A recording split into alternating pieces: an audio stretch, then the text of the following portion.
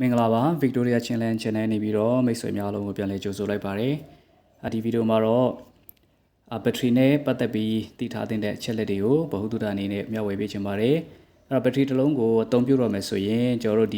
ပြောပြမယ့်အချက်လေးတွေကိုသိရှိနားလည်ထားမှသာလျှင်ကျွန်တော်တို့ဘက်ထရီကိုတက်တန်းရှိရှိနဲ့ Android ကင်းစိတ်ချလက်ချအသုံးပြုလို့ရမှာဖြစ်ပါတယ်။နံပါတ်1ချက်အနေနဲ့ battery capacity အကြောင်းလေ့လာကြည့်အောင်။ဘက်ထရီတွေကိုကြည့်လိုက်ရင်12ဗို့ 100Ah 12ဗို့ 150Ah နောက်24ဗို့ 100Ah ဆိုပြီးတော့ capacity လို့ခေါ်တဲ့တိုးလောင်နိုင်တဲ့စွမ်းအားအမျိုးမျိုးရှိကြပါတယ်။တိုးလောင်နိုင်တဲ့စွမ်းအားပမာဏကို AH ဆိုတဲ့ unit နဲ့ဖော်ပြပေးထားပါတယ်။ AH များလေတိုးလောင်နိုင်တဲ့စွမ်းအားများလေပေါ့ဗျာ။အဲ့တော့12ဗို့ 100Ah ဘက်ထရီတစ်လုံးကိုဥပမာအနေနဲ့ကျွန်တော်တို့ကြည့်အောင်။အရင်ဆုံးဗို့နဲ့ AH နဲ့ကိုမြောက်လိုက်မယ်ပေါ့နော်။အဲ့တော့12နဲ့100နဲ့ကိုမြောက်လိုက်မယ်ဆိုရင်1200ရလာမယ်။အဲ့ဒီရလာတဲ့1200ဟာ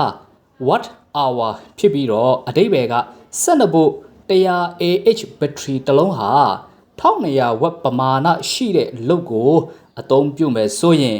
တနာရီအသုံးပြုလို့ရမယ်။ဒါမှမဟုတ်120 watt ပမာဏပဲရှိတဲ့လုပ်ကိုအသုံးပြုမယ်ဆိုရင်တော့10နာရီလောက်အသုံးပြုလို့ရမယ်လို့ဆိုလိုတာဖြစ်ပါတယ်ခင်ဗျာ။နောက်နံပါတ်2ချက်အနေနဲ့ depth of discharge DOD လို့ခေါ်တဲ့အကြောင်းကိုလေ့လာကြည့်အောင်။ဘက်ထရီတိုင်းမှာသူတို့မှာရှိတဲ့အားတွေကိုဘယ်လောက်အထိထုတ်သုံးရမယ်ဆိုတဲ့ depth of discharge DOD ဆိုတာရှိပါသေးတယ်။ဘက်ထရီတွေဟာသူတို့ရဲ့သတ်မှတ်ထားတဲ့ DOD ထက်ကျော်ပြီးတော့ထုတ်သုံးလို့မရပါဘူး။တကယ်လို့သတ်မှတ်ထားတဲ့ DOD ထက်ပိုပြီးတော့မှခဏထုတ်သုံးခဲ့မယ်ဆိုရင်တော့အဲ့ဒီဘက်ထရီဟာအချိန်တိုအတွင်းမှာပဲပျက်စီးသွားမှာဖြစ်ပါတယ်။အဲ့တော့ဘက်ထရီတွေရဲ့ DOD ကိုသိနိုင်ဖို့ဘက်ထရီမျိုးစားတွေကိုနည်းနည်းကြည့်ကြည့်အောင်။ဘက်ထရီတွေဟာအဓိကအားဖြင့်တော့ lipophilic လို့ခေါ်တဲ့ lithium ion phosphate battery, lithium battery, နောက် lead acid battery ဆိုပြီးတော့၃မျိုးတွေ့ရပါတယ်။နောက် gel type battery တွေနဲ့ AGM battery တွေဟာလည်း lead acid battery အုပ်စုထဲမှာအပါအဝင်ဖြစ်ပါတယ်။သူတို့တွေရဲ့အများဆုံးထုတ်သုံးနိုင်တဲ့အားပမာဏ DOD ကိုလေ့လာကြည့်တဲ့အခါမှာ lipophilic နဲ့ lithium battery တွေမှာ80% နောက်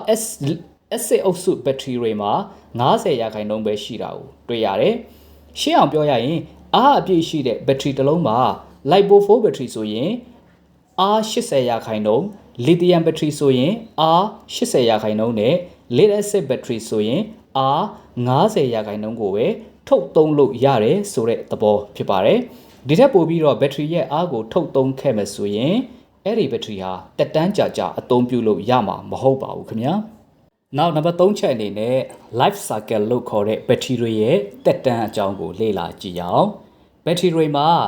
အမျိုးအစားလိုက်သူတို့ရဲ့ life cycle လို့ခေါ်တဲ့တက်တန်းကလည်းမတူကြပါဘူး။အများအပြားတော့ lipophilic ဘက်ထရီတွေက life cycle အများဆုံးဖြစ်ပြီးတော့2000ကနေ3000ကြားရှိကြပါတယ်။တချို့ lipophilic ဘက်ထရီတွေဆိုရင် life cycle 9000လောက်ထိကိုရှိပါတယ်။ lithium ဘက်ထရီတွေက life cycle 1000ကနေ2000ကြားရှိကြပြီးတော့acid ဘက်ထရီတွေကတော့ life cycle 300ကနေ600ကြားပဲရှိတာကိုတွေ့ရပါတယ်။အဲ့တော့ life cycle တွေကိုတိရလွယ်အောင်နှစ်နဲ့ပြောရရင် lipophilic ဘက်ထရီဆိုရင်9နှစ်ကနေ10နှစ် lithium ဘက်ထရီဆိုရင်3နှစ်ကနေ9နှစ် acid battery ဆိုရင်6လကနေ1နှစ်နဲ့6လလောက်အထိတက်တန်းရှိတာကိုတွေ့ရပါတယ်ခင်ဗျာခုချိန်မှာတော့ဒီ acid battery တွေရဲ့နေရာမှာ lithium battery တွေနဲ့ lipophilic battery တွေကိုအစားထိုးပြီးတော့သုံးစွဲလာကြတာကိုကျွန်တော်တို့မြင်တွေ့ရပါတယ်ဘာဖြစ်လို့လဲဆိုတော့ acid battery တွေရဲ့ life cycle ဟာနည်းတယ်နောက်ပြီးတော့သူကကြတော့တချို့ acid ထဲတဲ့ battery တွေဆိုရင်တော့ဒါ acid တွေခဏပြန်လဲပြီးတော့ဖြည့်ပေးရတယ်နောက်ပြီးတော့အသုံးပြုရတာပေါ့နော်ထိန်ပြုတ်ပြင်ထိန်းသိမ်းရတာလည်းမလွယ်ကူတဲ့အတွက်ကြောင့်မို့လို့ဒီ acid battery တွေရဲ့နေရာမှာဒီ lithium battery နဲ့ lipophilic battery တွေကိုဒါအများဆုံးအစားထိုးပြီးတော့သုံးစွဲလာကြတာကိုတွေ့မြင်ရမှာဖြစ်ပါတယ်နောက်နံပါတ်4ချက်အနေနဲ့ charging လို့ခေါ်တဲ့အသွင်းစနစ်တွေကိုလေ့လာကြည့်အောင်ဘက်ထရီတွေကိုအပြန်သွင်းတဲ့နေရာမှာ lipophilic ဘက်ထရီတွေနဲ့ lithium ဘက်ထရီတွေကိုတော့ quick charge လို့ခေါ်တဲ့အမြန်အားသွင်းစနစ်နဲ့အားသွင်းလို့ရမှာဖြစ်ပြီးတော့ acid ဘက်ထရီတွေကတော့အမြန်အားသွင်းစနစ်နဲ့အားသွင်းလို့မရပါဘူး solar စနစ်နဲ့အားသွင်းမယ်ဆိုရင်ဘယ် battery အမျိုးအစားကိုပဲတွင် controller ကိုအသုံးပြုပေးရမှာဖြစ်ပါတယ်တချို့ဒေသတွေမှာ acid battery တွေကို solar နဲ့ဓာတ်ရိုက်ချိတ်ဆက်အသုံးပြုတာတွေကိုမြင်တွေ့ရပါတယ်အဲ့ဒါဟာ acid battery တွေတက်တန်းတိုးရတဲ့အချက်ထဲကအဓိကအချက်ဖြစ်ပါတယ် controller တွေကိုရွေးချယ်တဲ့နေရာမှာ MPPT controller နဲ့ PWM controller ဆိုပြီးတော့နှစ်မျိုးရွေးချယ်လို့ရမှာဖြစ်ပါတယ် MPPT controller တွေကအရေးသွေးပိုကောင်းပြီးတော့ဈေးလည်းပိုများပါတယ်နောက်ကွာခြားချက်အနေနဲ့ MPPT controller တွေက battery နဲ့